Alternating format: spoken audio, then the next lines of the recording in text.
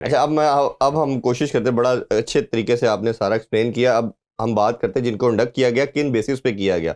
वो भी मेरे पास कुछ अंदर की खबर है, वो बेसिस भी बताते हैं आपको। देखें कि अब जैसे साइम अयूब है, साइम अयूब जिस तरह हमने कल भी जिक्र किया था कि वो 8-10 ओवर भी आसानी से कर लेते थे, और उनकी बॉलिंग करने की वजह से आप क्वेश्चन मिल रहा था कि इरफान खान नियाजी को आप 6-7वें नंबर पे रख रहे थे और वो टीम का पार्ट थे। अब जब आपका बॉलिंग की ऑप्शन गई तो आपने क्या किया कि आपने कहा जी इरफान खान नियाजी तो बॉल कर नहीं सकता, तो और ये तो एक जो 5वां बॉलिंग का जो मसला है ये हमें आएगा, तो आपको एक प्लेयर की जगह 2 प्लेयर इंडक्ट करने पड़े। साइम अयूब की एब्सेंस को कवर करने के लिए 2 प्लेयर, 10 ओवर को कवर करने के लिए आपको 2 करने का पार्ट कर दिया। हाँ, अब आपने 2 ऑप्शन पे सोचा कि क्या होना चाहिए। अच्छा, फिर उस पे एक आप ऑप्शन गए फ़हीम अशरफ। इसकी डिबेट भी इनकी होती रही कि आमिर जमाल को होना चाहिए, फ़हीम को होना चाहिए। आमिर जमाल का ये देखा गया जी, आमिर जमाल सिर्फ जो परफॉर्मेंस है ऑस्ट्रेलिया के अलावा कहीं नहीं उनकी नज़र आई। हालांकि दो कि उनको 1.5-2 साल से बड़ी रेगुलर अपॉर्चुनिटीज़ मिली, बट कोई भी उन्होंने किसी भी जगह पे बैटिंग में ख़ास तौर पे और बॉलिंग में भी परफॉर्मेंस नहीं दी। अब फ़हीम का ये था जो आप शुरू में हमने बात की कि परफॉर्मेंस उनकी नहीं है, बट फ़हीम ने डोमेस्टिक T20 कप में काफ़ी रीजनेबल बैटिंग भी की, बॉलिंग भी की, कप्तानी भी करते नजर आए। तो ये तो फ़हीम का आ गया। फिर इनका था कि अगर स्पिनिंग विकेट्स आ जाती हैं किसी जगह पे तो फिर क्या करें। फिर इन्होंने कहा जी कि सलमान अली आगा के साथ 5-6 ओवर करने के जो बॉलर के पास ऑप्शन है वो खुशदिल शाह है, वो 4-5 ओवर कर जाता है। और फिर हमें अगर 6ठे नंबर पे पावर हिटिंग को चाहिए इरफान खान नियाजी की सूरत में, तो वो हम खुशदिल शाह से करा लेंगे, और ये रीज़न थी कि बाबर को ओपन कराया गया। आप पहले आप बताइए। नहीं, ये तो खैर एक को कवर करने के लिए है ना जो लग रहे हैं कि जी उसको अंदर लाने का जो था प्लान वो ये था या यूं था। नहीं, रीजन भी तो उनके पास जो चले है ना जी। रीजन हाँ। वो जो मर्जी देते रहे, लेकिन असल में जो जो जमीनी हकायक हैं वो छुपे नहीं रहते, वो सबके सामने आ रहे होते हैं। और वो जो मैंने कहा था ना कि हिस्सा बकदर जुस्सा, वो ये मैंने इसीलिए कहा था कि भाई किसी की फरमाइश थी कि इसको रख ले, वो बता ही देंगे और रखने जैसे क्या रिजवान साहब थे उनकी ख्वाहिश थी कि आप कुछ दिल को रखें और उसको खिलाएं। वो बड़ा उन्होंने जो कलाबे हैं वो मिलाने थे, मिला लिए। 2.5 साल तो हो गए जो उन्होंने वनडे नहीं खेला जी, 2022 में लास्ट खेला है, ये नहीं ऐसे।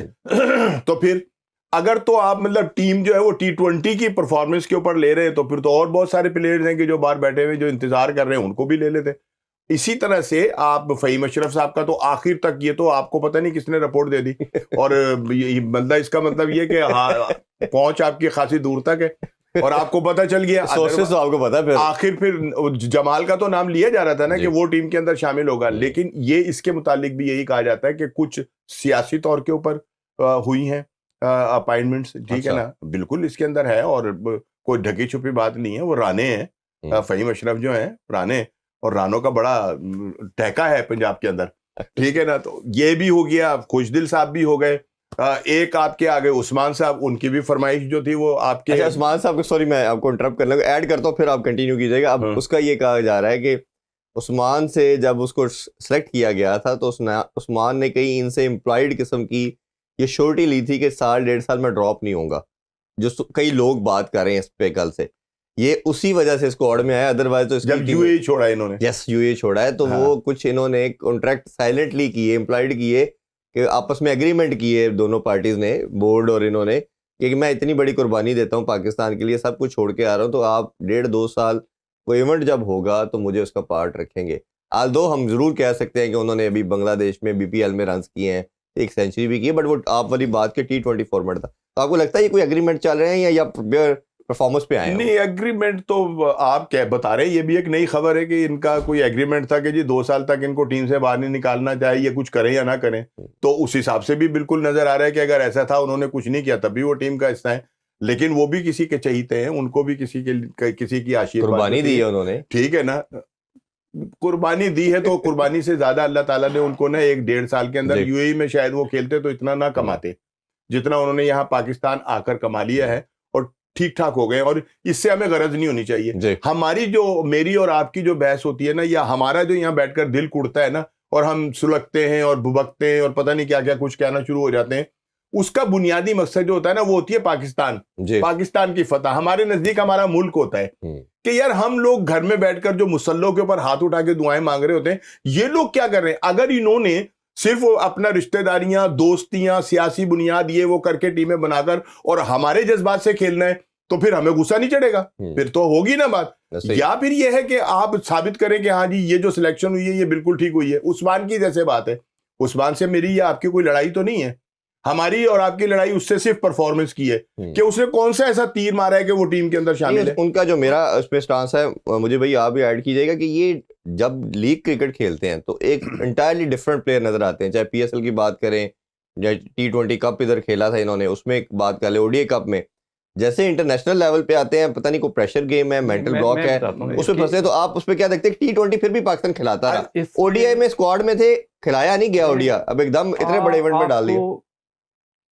क्लियर करके बताता हूँ एक चीज में, वाई उस्मान खेलता है मुल्तान सुल्तान की तरफ, ठीक है, कप्तान है रिजवान, ड्रेसिंग रूम शेयर कर रहा है, खाने वाली टेबल शेयर कर रहा है, कुछ ना कुछ तो उसने परफॉर्मेंस करने फार्मूले बताए होंगे ना। नंबर एक, जब आप नेशनल टीम के सीनियर प्लेयर के साथ, और ख़ास तौर पे मुल्तान सुल्तान का कप्तान, जब उसके साथ आप खेलते हैं तो फिर आप अपनी गलतियों को मिनिमाइज़ करने की कोशिश करते हैं, क्योंकि उसको पता है कि हर वक्त मुझे देख भी रहा है, मेरे साथ ओपन भी कर रहा है, और उसके बाद मुझे ये आगे तक भी लेके जाएगा जी।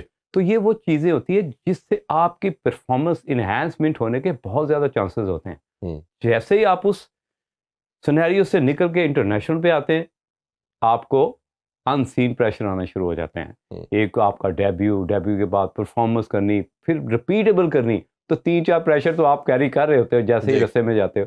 तो वो प्रेशर को कॉप करना हर प्लेयर का काम नहीं है।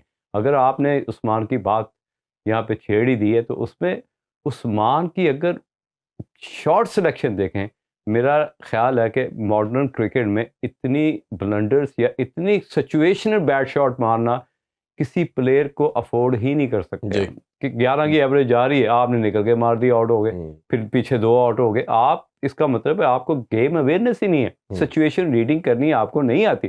तो ये किसका काम तो है? यही तो हम कह रहे हैं कि भाई वो कौन सी परफॉर्मेंस है। देखिए राणा साहब, अच्छा एक बंदा ना, एक लड़का जिसका मैं नाम जो है वो देखे भूल रहा हूँ, हमारे विकेट कीपर बैट्समैन है, अंडर 19 का कप्तान भी वो रहा, रोहेल है ये नहीं, क्या उसकी परफॉर्मेंस नहीं है? अगर आपको सेकंड विकेट कीपर ही रखना है जी, और वो मुख्तलिफ मौकों पर टीम के का हिस्सा भी रहा बड़ा है, ऐसा कहते रहे पाकिस्तान का फ्यूचर है, ये है वो है, लेना देना, तो वो परफॉर्मेंस करके भी अगर बाहर हो जाए रोहेल, तो फिर ये क्या, ये ज्यादती नहीं होगी तो क्या होगा?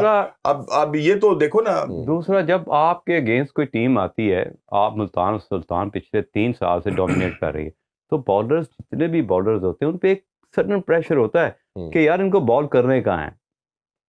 आपके फॉर्म भी है और आप उस टीम का पार्ट भी है जो चैंपियन टीम है, आपके इर्द गिर्द टॉप क्लास प्लेयर्स हैं जो बार बार परफॉर्मेंस कर रहे हैं। उसमें जो अब हम देख रहे हैं ना, साइम अयूब क्यों एकदम स्टैंड आउट कर गया, वो यही चीज़ जो आप दोनों ने बात की कि वो प्रेशर को गेज किया, उसने अब्जॉर्ब किया और फिर एग्जीक्यूशन की तरफ गया। ये जो बाकी जितने लड़के इसके साथ खेले, ये इंटरनेशनल जब वो स्टेडियम में मेरा ख्याल है आके हवास बागता हुए थे। उस्मान की बात करें तो मैंने अमेरिका में इसको देख रहा था, आप बॉडी लैंग्वेज प्रैक्टिस करते हुए, तो सबसे पहले ये मेंटोरिंग है, आपने उसको बताना है, समझाना है कि भाईजान ये आपकी जगह है, ये आपने इधर आना ही था, ये आप नहीं इसको कंकर भी करना है, आपने इसको आप आ गए हो इस जगह, आ गए और आपने कंकर करके निकलना इधर से। देखिए साइम के ऊपर थोड़ी मतलब उसको क्रिटिसाइज किया, 23 फेलियर है जी, 23 फेलियर है या नहीं, और मुसलसल कह रहे थे कि यार ये फेल होने के बावजूद इसको खिलाए चले जा रहे हैं, कभी वनडे खिला रहे हैं, कभी T20 खिला रहे हैं, कभी खिला लिया, हर जगह टेस्ट मैच उसको दे दिया। लेकिन जब उसको दिया और उसको कॉन्फिडेंस दिया कि भाई नहीं तुमने करना है, तो वो जनाबे अली एक लम्हे के अंदर वो हीरो बन के रह गए। लेकिन उनकी ना एक चीज, साइम की एक चीज बाकियों से पहले फेलियर में भी अच्छी थी, वो दिलेर था, उसकी बॉडी लैंग्वेज के अंदर वो टैग करता था, क्रिकेट खेलता रहा, वो बाकियों की तरह डरा नहीं, मेंटोर कोई ना कोई अच्छा होगा उसका था, जिसकी वजह से, या खुद वो मेंटली स्ट्रांग था कि फेलियर से डरा नहीं, वो चार्ज करता रहा।